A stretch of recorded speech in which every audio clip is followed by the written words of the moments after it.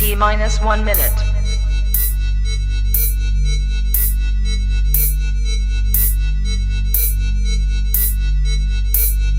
T minus 50 seconds.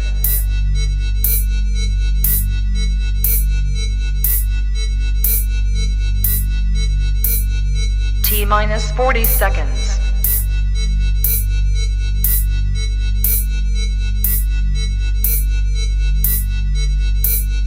T minus 30 seconds.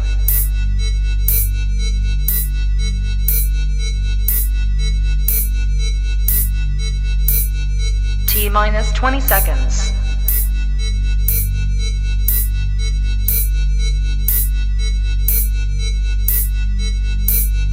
Ten, 9, 8, 7, 6, 5, 4, 3, 2, 1, 0.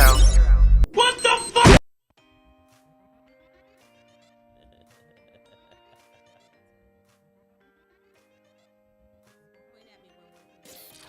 Follow us on Instagram. Better follow me at Philly Jams 95.3 FM. Good evening, everybody. Welcome to the Rebirth on Philly Jams 95.3. I'm your host, Shay Marriott, and joining me is... It's your boy Eli Isabel in the building, aka the South got something to say. Happy Monday, y'all. Happy Monday, everybody. Wow, Shay. And happy August 1st. It's the first day of is. August, man. That's great. Like, where did the summer go? The year is out of here. Oh, my God. What are we doing? What are we doing? But I can tell you what we did. What we did. And if you weren't there, you missed it. You missed a treat. You absolutely did. We had the Rebirth live on Saturday night, man, at Revive venue on Philadelphia Pike, and it was amazing. Yes. It was Wow. amazing. Listen, I am. It was definitely a blessed event, man. The people, they came, they showed up and they showed out. Mm-hmm. The audience participation was like next level, man. It was pretty dope. Yeah. I enjoyed that. I hope Absolutely. the people got something from that. That was pretty cool. Absolutely. It was a good time. What was the best part for you? Man, you know what the best part to me were the questions from the audience. Because, we Yeah. all banter and go back and forth, but to see them Right. being engaged and paying attention Right. and having questions and people even asking questions like that applies to their real life right now. Yeah. The one young lady really stood out to me, the 121-year-old who was talking Mhm. about, Mm-hmm. she wants to get married. Mm-hmm. And she knows what she wants and she wants to go for it. So Yeah. that stood out to me. And I thought she got some amazing feedback from you and from other panel members. So that was pretty cool. Yeah, it definitely was a good time. I think the best part for me also was the participation with the audience. They were so engaged, and it literally was a big conversation amongst everybody. Right. You know what I'm saying? It felt like Right. it was just sitting in your living room and everybody's just having conversation. So intimate conversation, right? And transparent, very transparent. It was so thank you to those that came out and supported the Rebirth Live. We appreciate you guys, and also thank you to the panel. The panel was really, really good. Shout out to everybody who made it, and the people who didn't make it. You didn't stop nothing. One monkey don't stop no show. We just keep on rolling. That's how we do You it, talking baby. stuff right now. I'm just saying. Let them know. Let them know. If you was a no call, no show, I got a problem. Right. You could at least say, "Yo, we ain't coming." Right. You just Yeah. like crickets. You speaking to a couple people. Yeah, well, I'm just saying, you ain't give us nothing. I know that's right, but it's all good. though. We still love you. We still love we made you. It do what it We do. made it do what it do, and we kept it moving. That's so right. again, if you missed our very first Rebirth Live, listen, guys, we're coming back. We got volume 2 coming. Love, lust, and relationships. You're hilarious with the volume. I know. Y'all crack me up the way. It's all good. It's coming, volume It's 2. coming, and we will let you know exactly when you can start purchasing your tickets for that. Keep your ears on. Absolutely. So again, welcome to Rebirth on Philly Shout out Jams to Revive, 95.3. Shout out to Revive. Yes, Rhonda and Greg. They Rhonda were and an Greg, amazing yes. couple.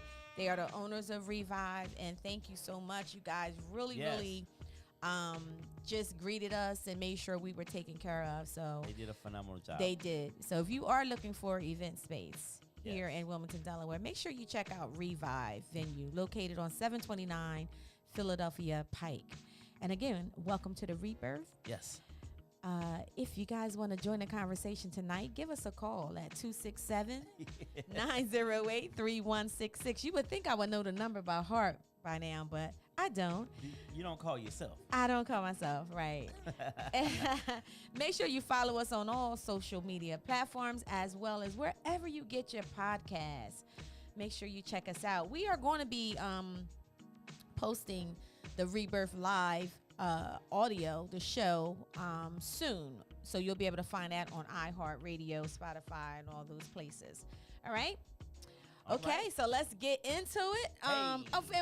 And hey, thank you for being such an amazing co-host and partner to do this with. I wouldn't have picked anybody else to do this with, so thank you so much. We definitely got a vibe going. Got a vibe. And, I appreciate you. I don't want you to think I take you for granted or anything like that. So I don't necessarily think Yeah. that. However, no, I'm just kidding. You're welcome. You're welcome. Listen, this is fun, man.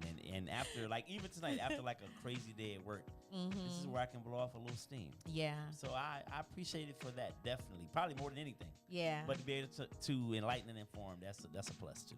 So yes. That's right. That's right. All right. So we're going to hit right here, right now? Right here, right now. Okay, let's get it. Tasha, should I be doing something? I want to bring that back.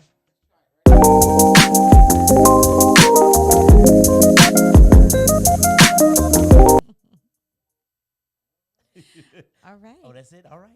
Hello, everyone. It is Monday, August the 1st. Welcome to the Right Here, Right Now segment of the Rebirth Show. Is that your sexy voice?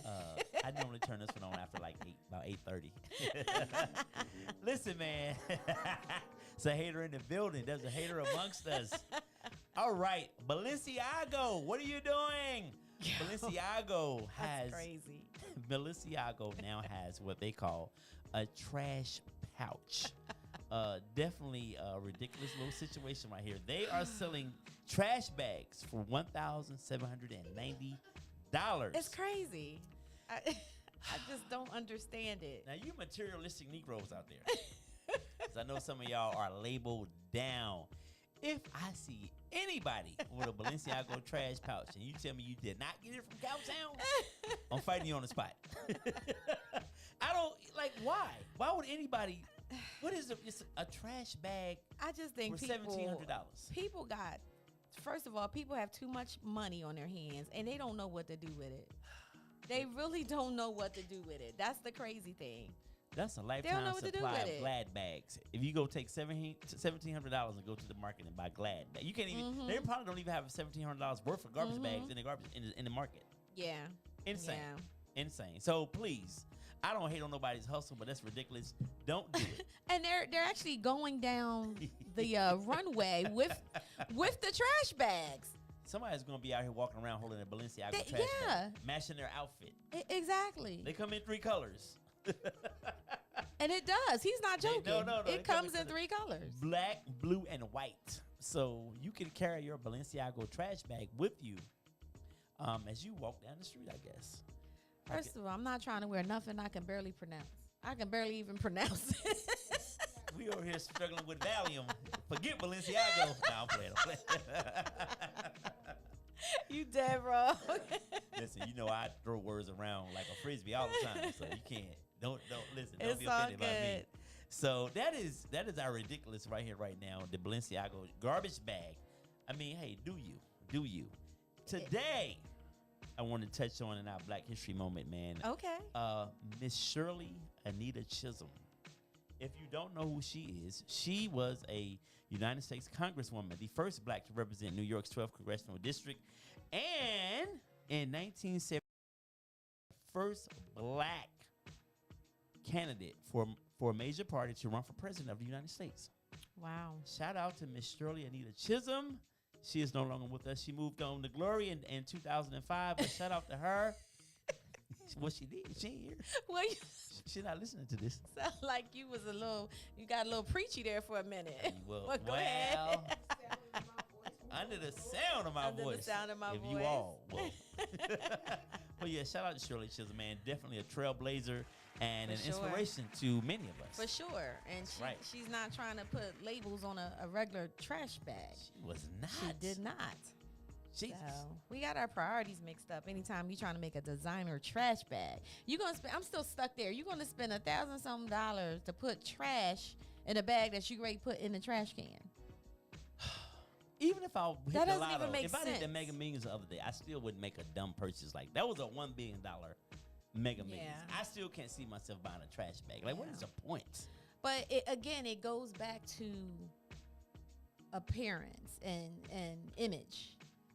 Is it going to be the thing that I walk outside my house to take my trash in a designer bag, in a designer trash bag? And if my bag is not designer, am I now less They than? gonna clown me now. They're gonna clown me. You just got right? a glad, son.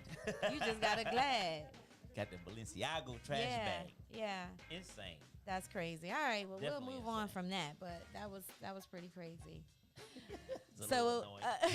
again, welcome to the Rebirth. Shout out to Corey Wilkerson that's watching tonight. Corey, you did an amazing job on Yes, the panel, shout out to the man. homie. You definitely have an invite to come back. You did an absolutely great job. So thank you for supporting the show. Shout out to my mother, Eileen. I see you watching. Hey, Miss Eileen. Eli gonna be on his best behavior tonight. Hopefully, Always. we'll when see. She's around, come on. Yeah, right. Wow. And shout out to Tasha LaQueen for holding it down for us on Saturday. Yes. Tasha was our host, as well as making sure all the technical stuff was running properly. So she had several jobs going on that night.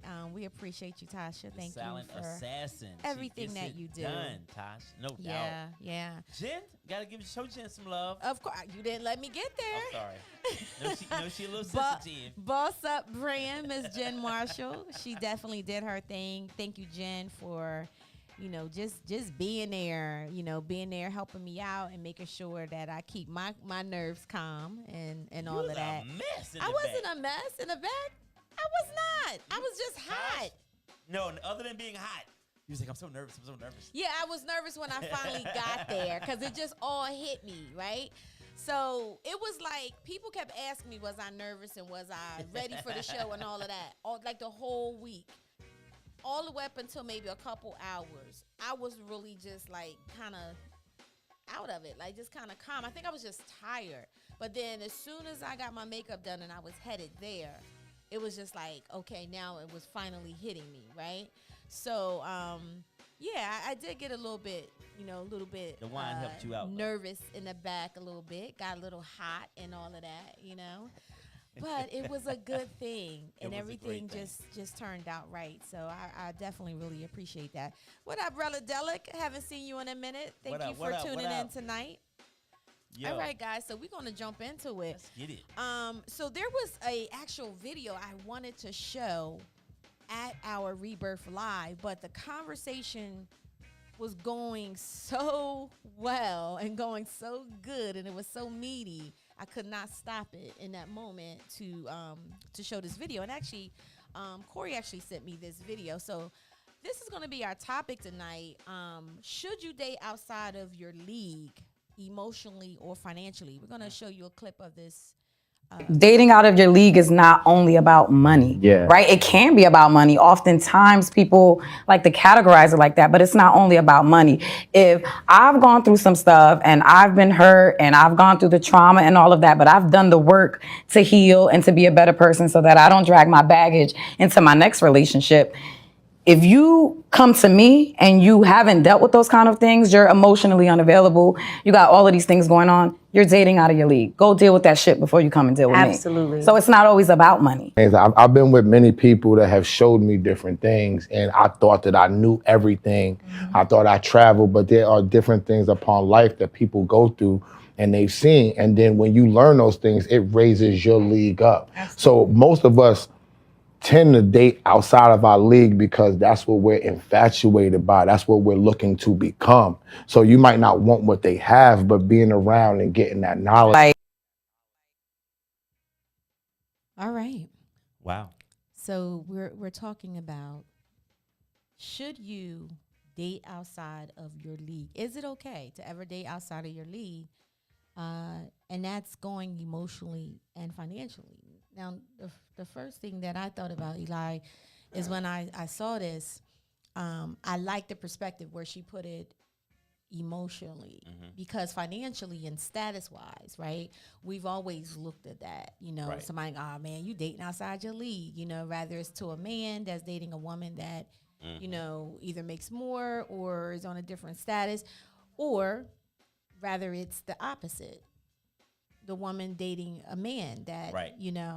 So it goes both ways. But although I have considered the emotional piece, it's the first time that I've actually heard it out loud, hearing somebody else say it. Are you emotionally Right. dating outside your league? That's never the focus, though, which is probably more important than the money. You know what I mean? Listen, that's definitely a new spin on it, and something that I think people need to pay attention to, Yeah. because we have these people that are an emotional mess, meeting people that maybe sort of have their emotions and their mental health together, and they're in a great place, and this person comes into their life, and now you are responsible for me vicariously. You're responsible for helping this person pull themselves together. So prior to you getting married, prior to you being married, have you ever felt you were dating somebody that was out of your league, or have you dated someone that was out of your league? Did I say that twice? I meant it two different ways. But so do we mean emotionally and mentally? Both. But emotionally or financially? Financially, before I got married, I'm gonna say nah, maybe not. Nah, I've just never been with a woman that just had it like that. That can, all right, let me take care of you. I'm gonna buy you something. It had to be a birthday or holiday. It wasn't like I can just splurge on you. Well, you know what? Let me take that back. When I was about 20. You know what? Here we go. I did date this. I didn't date her. I was just hanging out with her. She was about 40. And I was definitely. Dang. Yeah. I was definitely intimidated by her and everything. Because she had a house. Wow. She had an Acura Legend. At 20, she's balling. Yeah. To me, nice crib. 40, Yeah, so she had it going on. So I knew that wasn't. And not that I wanted it to be anything, because she was just too old for me at the time. And but I was just in it to try to see, for the physical part of it. So yeah, she was definitely out of my league in maturity wise, financially, mentally, emotionally. But she didn't make me feel that way. She didn't make you feel that way. She did not make me feel like I wasn't worthy of being in her presence. So what did she do to not make you feel that way? I just never felt belittled. Like she made me feel like I wasn't like this little young boy up in there. I mean, she was a woman. Like she cooked. She did what grown women do at 40, and to the young fella, and she let me use the Legend. Oh, okay. She was cool. She had you couldn't tell me nothing, and you definitely couldn't tell me nothing with the facts. I know that's right. It was money green. Yeah.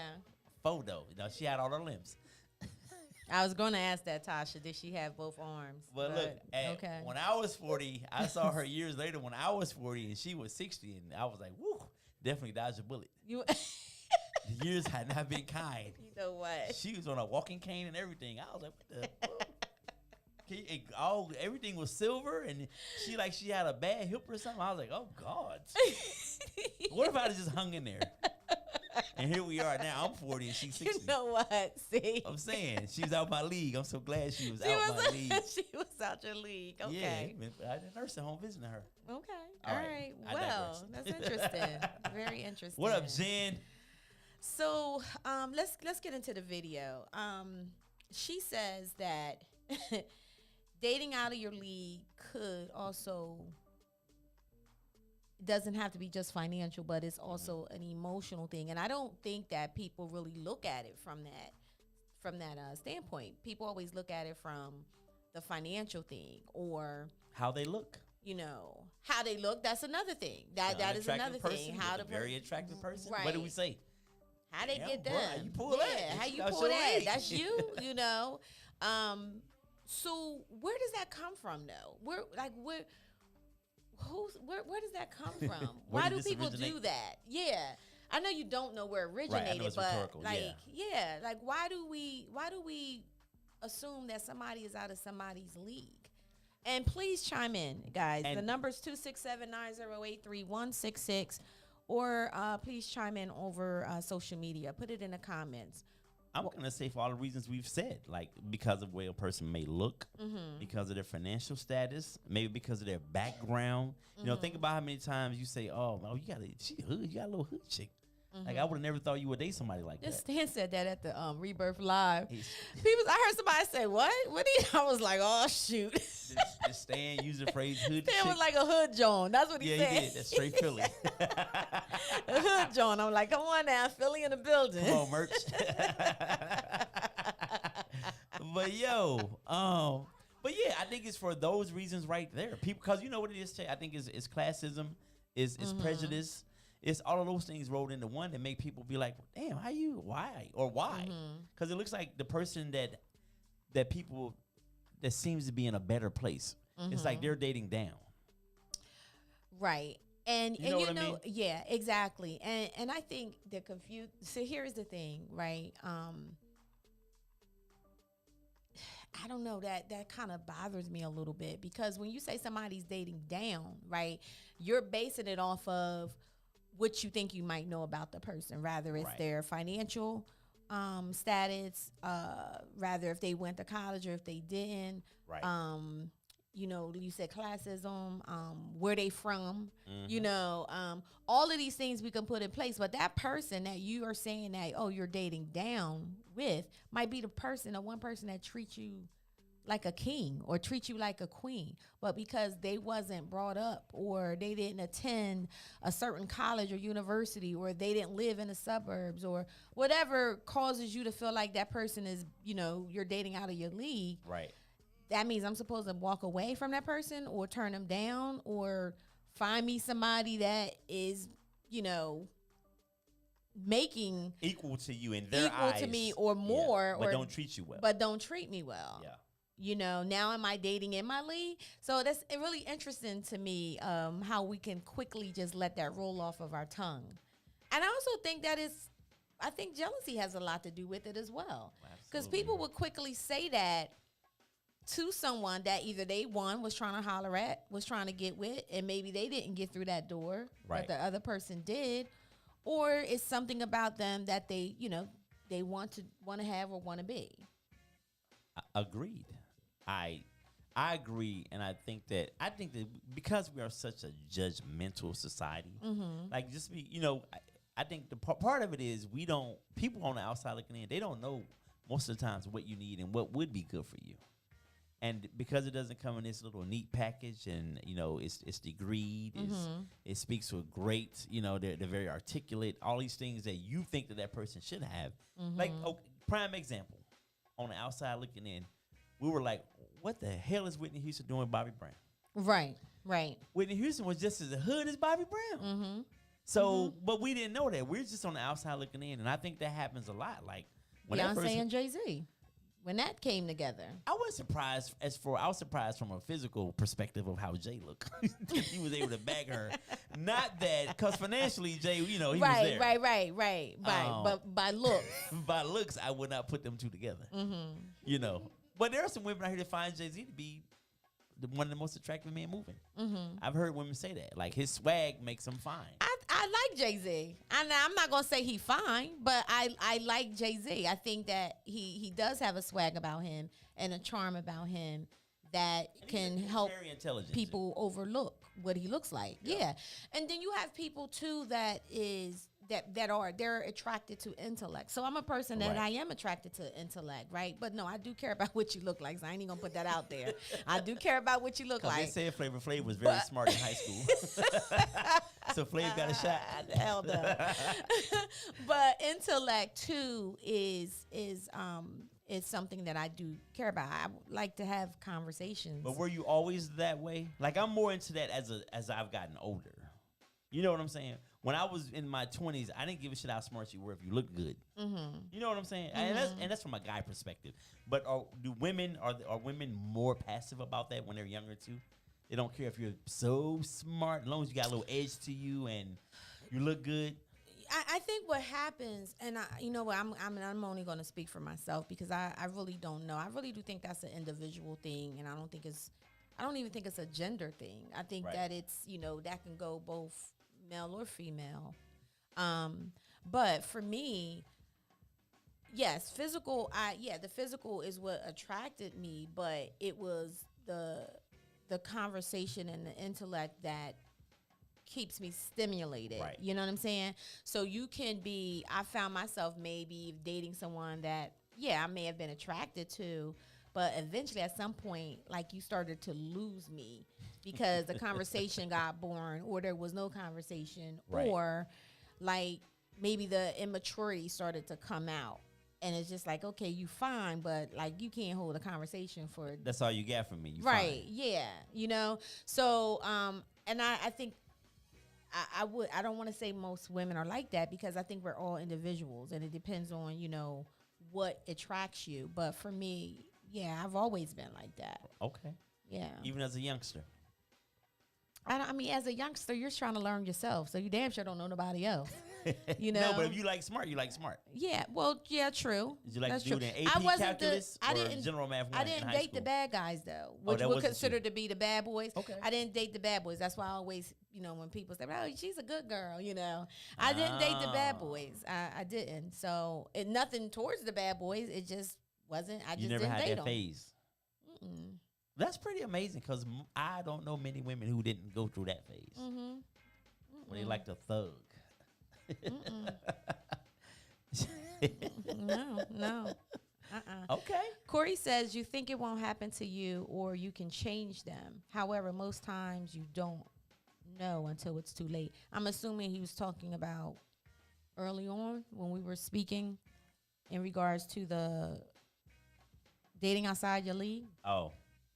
I mean, I think he's right. I think you know what, like most relationships, if you don't just meet somebody and hook up immediately, because those things sometimes just lead to you meet somebody at a bar and y'all hook up, and now a week later that's your boyfriend or your girlfriend. But most people, when you just kind of meet and come together and you getting to know somebody, all of those things aren't necessarily something that you are looking at. Like you looking at the vibe, the energy between the two of you, not where they're from, not where they, what side of town they grew up on, or what they're doing for a living, especially men more so.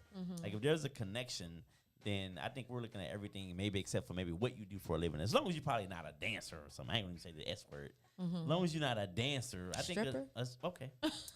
I was trying to be PC tonight because Miss Williams is on. As long as you're not a stripper, I think most dudes can pretty much overlook that for the most part. And if they get to know you, then it works. You'd be surprised. It's a lot of men that are okay with the stripping thing now. Believe it or not. Not dating one though, right?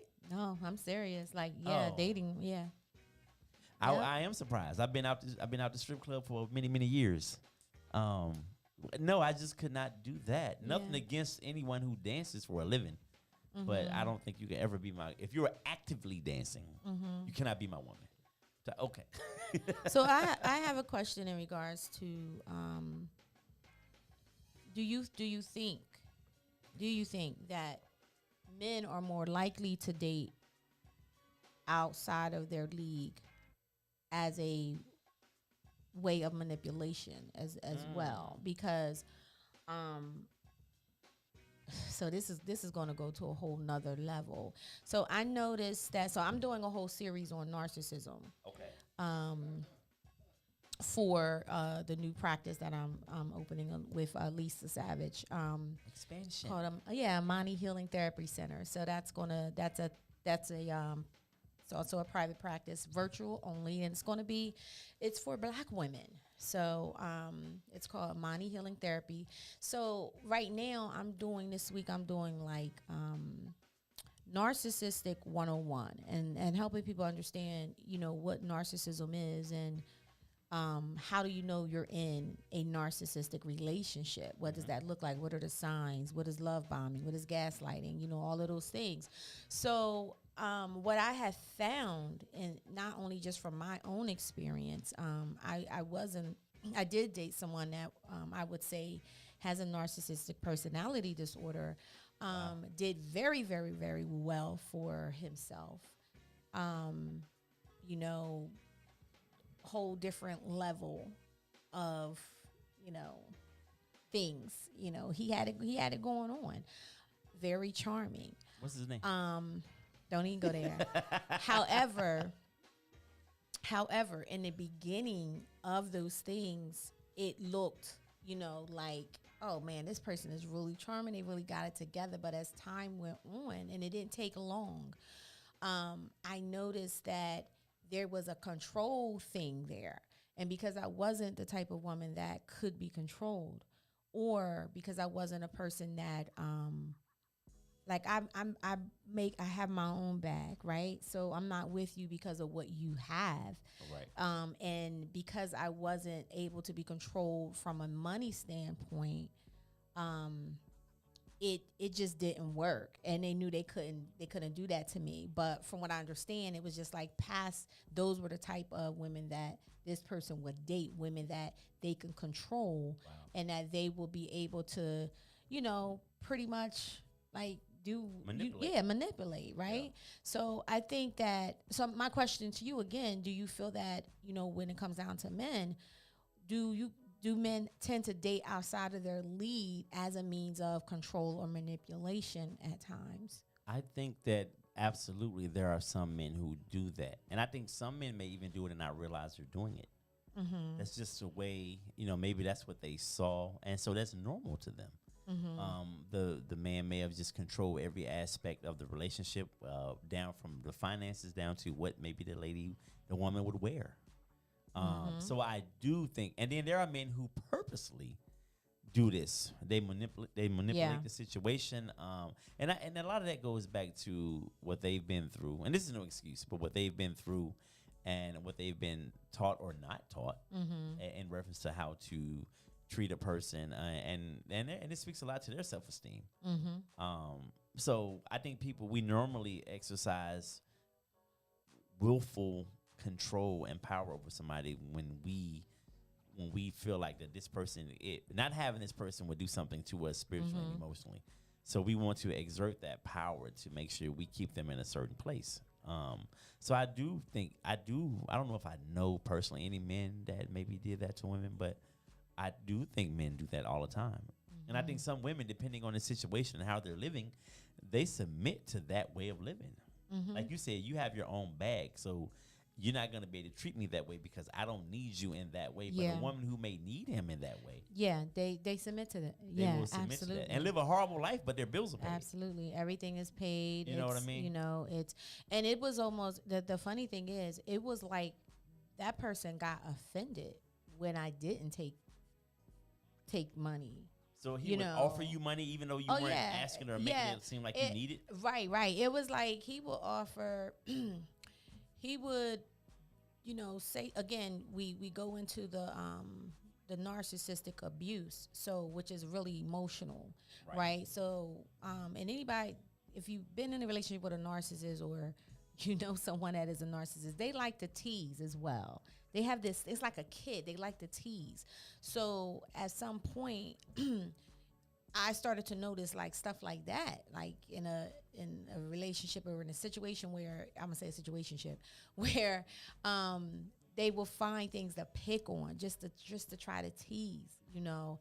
And I'm just like, what the heck is this? You know, what is going on, right? But because of what I do, I immediately picked up on it. Like, yo, this person really has NPD. They have narcissistic personality disorder.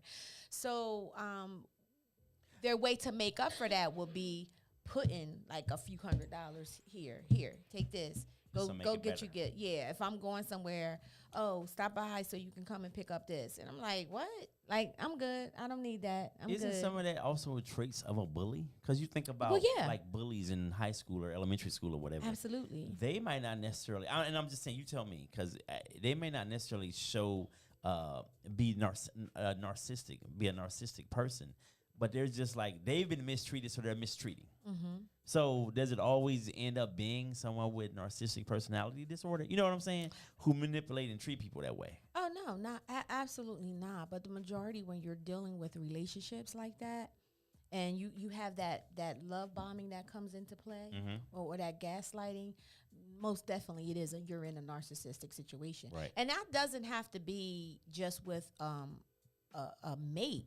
You can have a narcissistic parent. Which is the worst because you can't leave them. I mean, you know, you can't divorce them or what, you know. But yeah, it's not. You have parents and, you know, family members that are narcissistic, but you really feel it when you are in a romantic relationship with someone that has narcissism, you know. And not to get that confused because we all have some narcissistic tendencies. I mean, we're just living in a world of social media where we like to post all the time, right? Posting our pictures, posting selfies, that's considered to be narcissist, right? But I'm speaking of someone that has a narcissistic personality disorder. That is in their personality. That is who they are. And, you know, they can be very charming, and that's part of their manipulation. Great people to be around in the beginning will make you feel like, man, this is great. Like, where has this person been all my life? But give it a couple weeks or say something that they necessarily don't agree with or tell them no about something. Would you say R. Kelly would be a person with narcissistic personality disorder along with being a pedophile? But would it lend itself to that? I don't know enough about his personal relationships to be able to say he was a narcissist.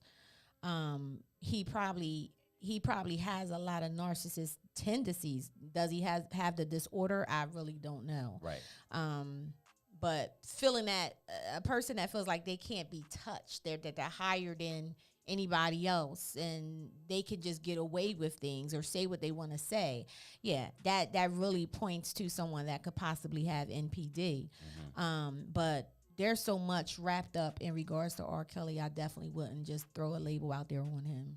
Well, we know somebody personally that we both believe to be probably one of the greatest pontificators in the history of pontificators, and definitely has a narcissistic personality. I know who you're talking Just about. so unaware of what's going on around him at all times. Yeah. It is even therapy. A therapy session is about him. Now Yeah, you're right. And you can't even get through to this person. Shout out to Scylla May. What up, boo? You can't you can't even get through to this person and make him believe that he's not. And it's amazing that people's emotional and mental health are in his hands. I used to be like, what the hell? You just had a whole session with this person about him. You probably thank God they're not watching because they definitely know who they are now. Well, whatever. He can't beat me. He can't beat you. He can't beat me. I'm going to elementary. Like, you can't beat me. But no, I think he's a prime example though of this individual we're speaking of. Yeah.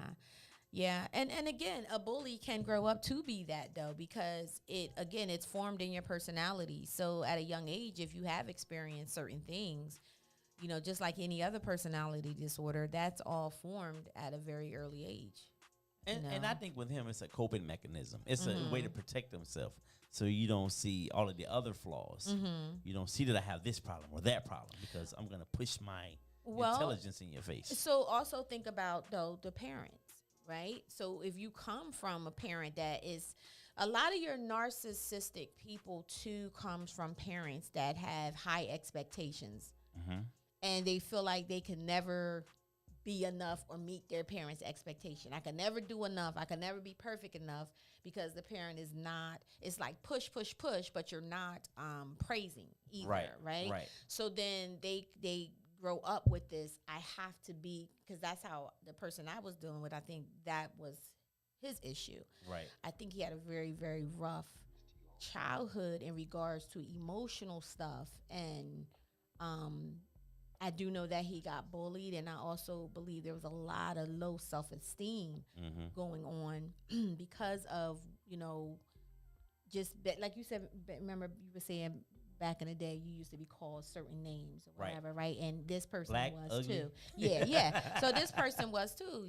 You know, the complexion of his skin and all of that. So I think that with that, like you said, that grew up with him, and then that now became, you know, the way how he kind of protects himself as well.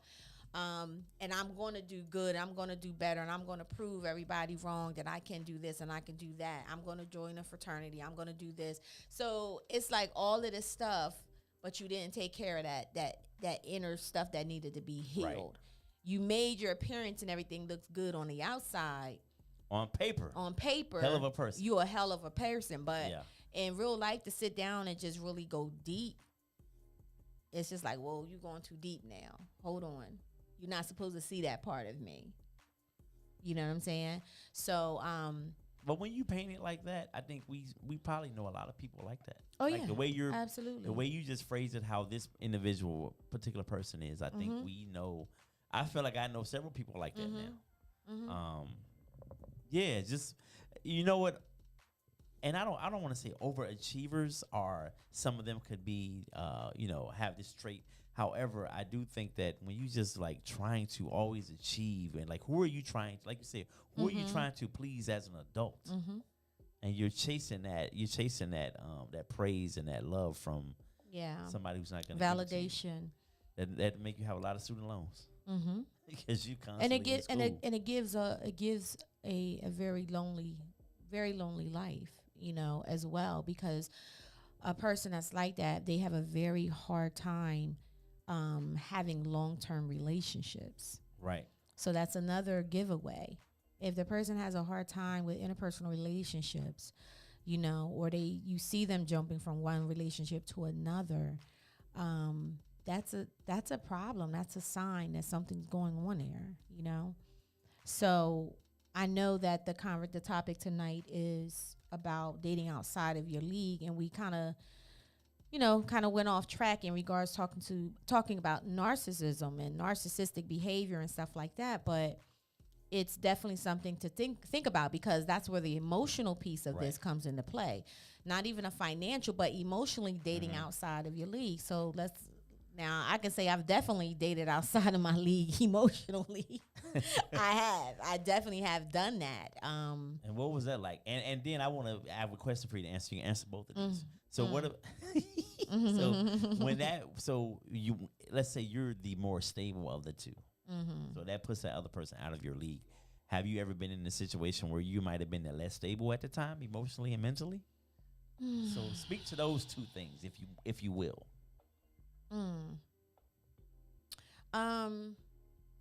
So let me go with the first one. The first one was, okay, yes, I have dated people emotionally that have been, if we're using this topic for tonight, that has been emotionally out of my league. And that, shoot. Damn, you always be putting me on the spot. Yeah, because you like to ask questions. I want to know what you think too. I know. So I think that also comes with a maturity level. So when I say that, I feel like I was dating people that were younger, a lot younger than me. So emotionally, the phase. It was after I went through my phase. I used to be cracking up when you tell me about this stuff. I'm like, how old is he? Whatever. Gotta break his ass at around 11 so he can go to sleep. But go ahead, carry on. My bad. So, where I was maturity-wise, where I was emotionally matured, that person or persons may not have been there yet, which was understandable. And initially, it was all fun and games until where there was just certain things where it was just like, okay, it was just very obvious that we're on two different playing fields, Did he realize it? I think he did, but didn't want to admit it. I think that now don't get me wrong, because it was a couple. So, but the one particular was very, very good, and although he was younger, he was very he had an old soul. I'll put it that way. However, there still was an uneven playing field. Okay. He was getting there, but it just wasn't going to work. And then other ones that I may have just couldn't understand my work ethic. right? You know, I guess where I'm at in my life, it's really about just making sure I'm good. I'm providing I'm leaving some type of legacy for my sons and, you know, and all of that. So it was, no, I want your time. I want your time. I want your time. And I don't want you to work like that. And I don't want you to, you know, so we're in a whole different space, because I can't be with someone that is not on their grind. Right. And, you know, does not have a vision or understanding of where they want to go, and is not willing to work hard for that, because that's how I am, right? So it's important that either that person understands, sees my vision, and is going to be supportive of it, and maybe they don't have to go as hard, but at least you're supportive of it, right? Right. So that's what I was kind of coming across when I was dating. I try to be as careful as possible when explaining that. The other side of that, to answer your question, was when I was very, very young, I was dating someone that was older. So how old were you, and how old was the guy? He was 19. So I was 19. Okay. And he was at the time 33. Okay. I was just turning 20. I met him at 19, and he was 33. Did any part of you question, like, you're 33? Like, not saying that you weren't the most mature person, 18-year-old moving, but did any part of you ever question, be like, what the hell you want with me? You're 33. I can't even get into the club. Yeah. So here's the thing, right? Now, you're also talking about a person that was trying, during that time, was still trying to understand not only myself, okay, but also why I had this dying need to feel loved in my relationships from men that probably didn't deserve it, right? And we've talked about this at the Rebirth Live, but that was the result of not having my dad in my life. Right. So here's this older man that is showing and doing these things for me, that although it's not in a fatherly way, but it was things that he was actually teaching me. Now, mind you, I was with this person for 7 years. So okay. we did have a long-term relationship. But it was things that he taught me that I, you know, to this day, him and I are still cool. We're still friends, that I just didn't get from, you know, right, my father. Now, he wasn't trying to play daddy to me, but because of his maturity level, you know, he really taught me a lot of things. So I feel like emotionally I was dating out of my league at that time because I was so young. Yeah. And he was, you know, he was matured. He was married before. So he was very, you know, very experienced. Yes. Did that come to my mind? What is it? You know, at one point I was just like, okay, I'm arm candy for him. You know, I'm the girl that's just like, yeah, I got a divorce. Now I got a young chick. I knew that initially that probably that's what was going on, but it didn't end up turning into something that was a little bit more meaningful. Right. So I would say those were probably my experiences that I can think of when we're talking about emotionally dating outside of your league. So I hear everything you're saying as far as why you dated him and your father, the role that your father played. So when did that kind of turn around? Because it seems like you were looking for that, even though this was like this was a relationship. It wasn't like a fatherly figure. But he taught you things and you learned things. So at what point did you realize that maybe this is where you were going wrong? This is what you were searching for in a mate. Like that, you know, that fatherly figure. You sort of, you had that, but he was your mate. Yeah. So finally having a conversation with my dad helped me understand that what his issues was and what his struggles were. And I said this on Saturday, that I end up being better not having him in my life than I probably would have been with him in my life. Right. Wow. And my dad always felt that he knew my mother and my grandmother were very, very, they were amazing women. They were God-fearing women. So he always knew and always felt that I was okay and I will always be okay. Even to this day, my dad does not worry about me because he always feels that I'm okay and I'm always good. And that was something that him and I had to have a conversation, because even though you might feel that way, it doesn't mean that I am. And sometimes just hearing from him, you know, makes me feel like I'm thought of, or that I am special, you know. And yeah, he's right. I am good. I do figure it out. I do, you know, I always have found my way, you know, even up until now. I've always found my way to get things done or to figure it out, right? But it doesn't mean that, you know, not having you there or you calling or just coming to see me. Yeah, you know, because it is. But the way I was able to turn it around was identifying what was going on. I had to pause. I was just like, hold on. I'm not my best in these relationships because I'm too busy trying to make everybody else feel good, but yet I'm not happy. And I couldn't understand that. Why am I in these relationships and y'all doing good? Y'all feeling great, but I'm still not. I still feel like there's something missing, right?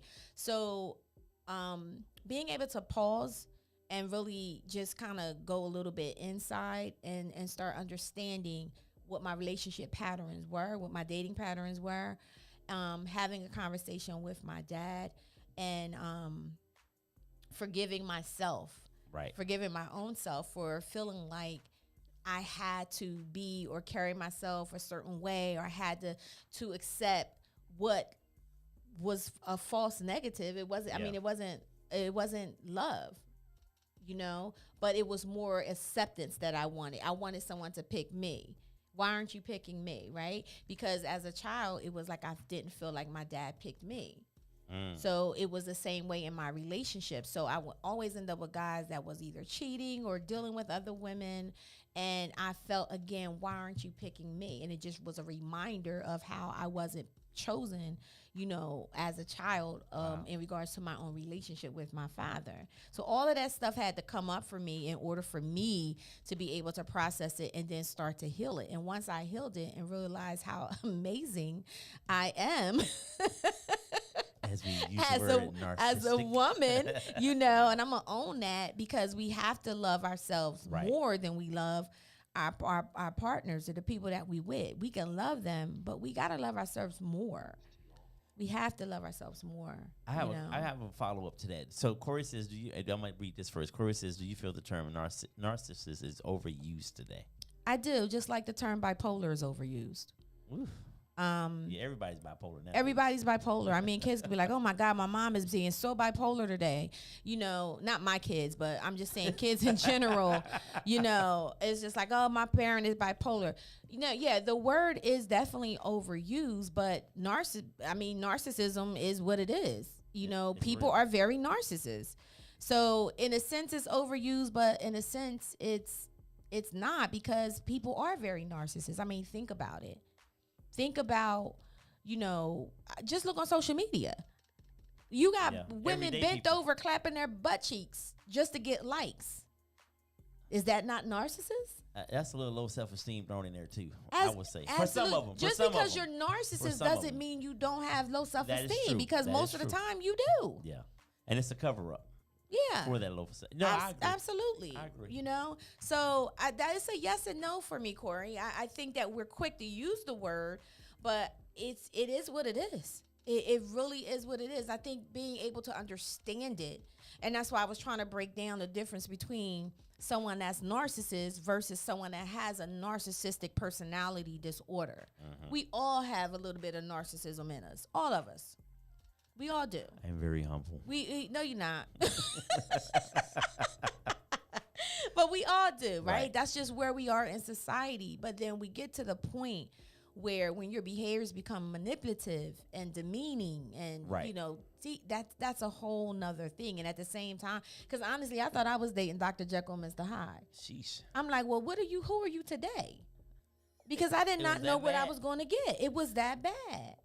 You know, so so to answer your question, I think it's yes and no.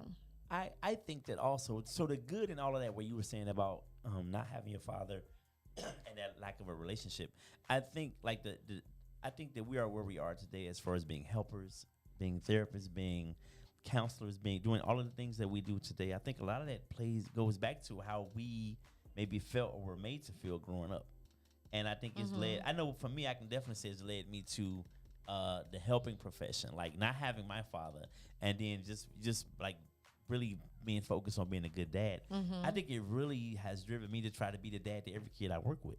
Not like I'm your father, I'm going to be in here with you and your mother, but you know what I'm saying? Right. I want to give them what I didn't have. And I think that's part of what drives me with the kids that I work with in the community. Like these boys I work with, like I really want them to see that, you know, regardless of your father not being there, I want to present something to them that they haven't seen. So that's like really, really important to me. Yeah. And so I want to definitely make sure that, you know, and I love my own kids and I do my best to be everything that they need me to be. But I just feel a sense of duty to share myself with other kids too. Yeah. In that way. And because of my experience growing up and not having my dad, I know that sucked. And so when I'm fishing with a kid and he's loving it, it's like, you know, I've never been fishing before. Thank you, Miss A, for taking me. Like that means something to me. Yeah. So, you know what I mean? So things like that. Not to get, you know, too No, that's real. It's real talk. fatherly. But yeah, but that's important to me for whatever, and not for whatever reason. I know why, but I really take that serious. Yeah. As much as I, you know, whatever. But those things are very important to me. Well, that's what makes you, you know, who you are. You know, that's what makes you special. I mean that in a couple ways. A unique person, slow bus. Which one are you referring to? Short bus. Depends on what day of the week we talking. But no, that's real talk. So I don't know. So what would you rather be? Emotionally dating outside of your league or financially dating outside of your league? If you had to pick one. I'm gonna say financially. I don't want to be a burden to anyone, and I don't want anybody to be a burden to me emotionally, because I can't fix that for you, and you can't fix that for me. If I'm not willing to do the work, then I'm gonna be a burden on you because of how I'm jacked up emotionally. Now financially, I can work an extra job or whatever, and try to match your energy in that way. But I can't help you fix you. You have to be willing to do that. I can support it. I can support you, but I can't. If you like, nah, I don't want no therapy. I ain't trying to do nothing. I'm just gonna be depressed every day, but I'm okay. You bringing me down. Right. So I'm gonna say I'd rather be unequally yoked in the financial way. Okay. Me. What about you? Yeah. Same thing. Yeah, definitely same thing. Financial wise, I would choose that over emotionally out of your league. Because if that emotional piece is so important, and if we can't connect on that level, or if you're not even trying to gain an understanding, then that's not going to work. Right. It's definitely not going to work for me. Financial, yes, you can, like you said, a person can, you know, you might not never make or get or have the degrees or make the salary, but as long as you're trying to do the best that you can do, and you're pulling your weight, you know, rather it's you know, male or female, you know, like you said, I might can't take you to a 5-star restaurant, but you know, I might treat you to I don't know, what is it, Applebee's or Iron Skillet, you know, Texas Roadhouse or something like that. You know, as long as you're trying to do something or you're trying to, you know, show me, it doesn't necessarily have to mean it has to be from a big Balenciaga trash bag, you know. We ain't gotta be putting our trash. We in don't one need of to do that. No, not at all. But the emotional piece of that is important, and it has to be. It's so very important. Yeah, you got to show up. So we got to heal ourselves and go back to healing yourselves before you even get into a relationship. You know, somebody asks, well, how do you know that you're ready to, you know, what was the question at the Rebirth Live? How do you know when you forgive someone? I believe is what she said. Right. You know, how do you know when you're healed? How do you know when, and I think one of the misconceptions is that when you're healed or when you forgive someone is that you're no longer going to experience triggers. That's not true. Right. You can always have the triggers, but it may not be as powerful as they used to be. You know, because God knows I had some triggers used to set me off when I was going through my divorce. It was just certain things. And I picked up on it. And even to the day, I notice certain things about people, especially with their cell phones. So if you was to take your cell phone and put it face down, upside down, I would pick that up. I would notice it because it was a trigger for me. So in your old situation, that meant what? Because it might not mean that with the new person. I know that, but in my old situation, it was that the person was cheating, and then they were hiding when somebody was calling. Okay. You know what I'm saying? So, and so anytime if I went on, when I had started dating, if I was on a date and somebody turned their phone over like that, that was a trigger for me.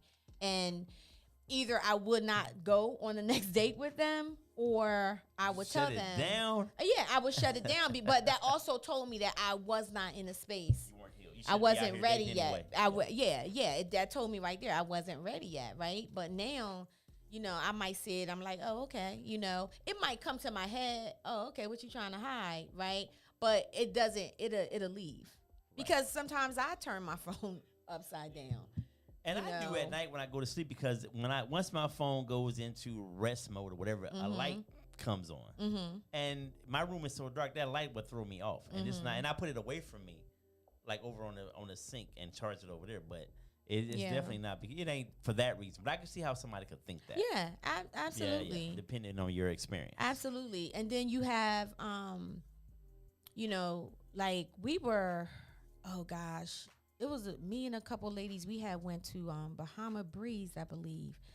Me, Jen, and Jen Fontel. Shout out to Jen Fontel, who brought her own audience. I call them the Jeanettes. The Jeanettes, yeah. We was out at not a hotel. We was at Bahama Breeze. I don't know where my mind going.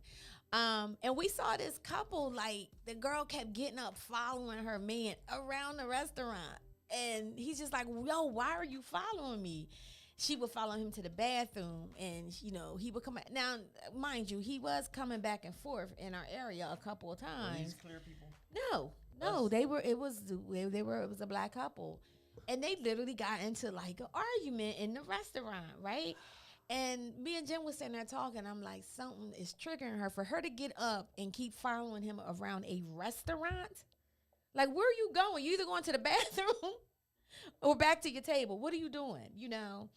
I said, something is happening, something is triggering. And sometimes people don't know how to really handle it in that moment. So they just go off. And that's what happened. Like, they just, it was obvious. That's crazy, though. Yeah. Like. Yeah. So those type of triggers, anything that's triggering you, like, you got to heal that stuff and before you enter into another relationship, because it's not fair for the other person. Absolutely not. And you are bringing, emotional baggage, and you are dating outside of your league if you're trying to be in a relationship with someone that appears to be whole and healed, and now you're coming in with a bunch of stuff to cause the situation to be toxic, right? So that's that. All right, that's that. So I put the nail in that, Tosh. Put the nail in it. That wasn't as aggressive as mine. Oh, okay. Well, thank you. Thank you very much. All right, guys, we have come to the end of our show. Thank you for tuning in tonight. Make sure you follow us on all social media outlets, Philly Jams 95.3 on Facebook and Instagram, as well as Rebirth _ on Instagram and Rebirth on Facebook. You can catch us on wherever you get your podcasts. All streaming. Yeah, streaming. Apps. We are there. iHeart, Spotify, all Stitcher. of those places. We're there. Shout out to Fluent Radio in Chicago. Yes. And guys, please be listening out. We will be announcing the next Rebirth live date soon, within a couple of weeks, possibly next Monday. I might have the date by next Monday. I don't know. I gotta pray on it. Let's go to the Lord. But we are definitely coming back. Rebirth live. Love, Lust, and Relationships. Volume 2. Volume 2. We will definitely be back. So again, thank you for supporting us. Thank you for tuning in tonight, and have a blessed week. See you next Monday. Peace.